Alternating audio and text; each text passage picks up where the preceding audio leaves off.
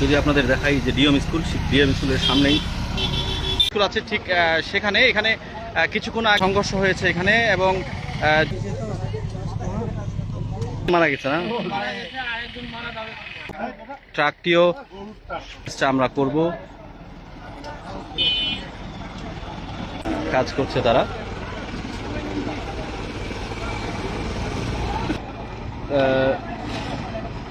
তার অবস্থা দর্শক মৃত ছিল সেই 3 জন আরোহীর মধ্যে রক্তগুলো ধুয়ে দেওয়ার চেষ্টা করছে, এর মধ্যে মৃত ব্যক্তির রক্তাক্ত। মানে এই লোকগুলো কোথায় বলতে পারবেন যারা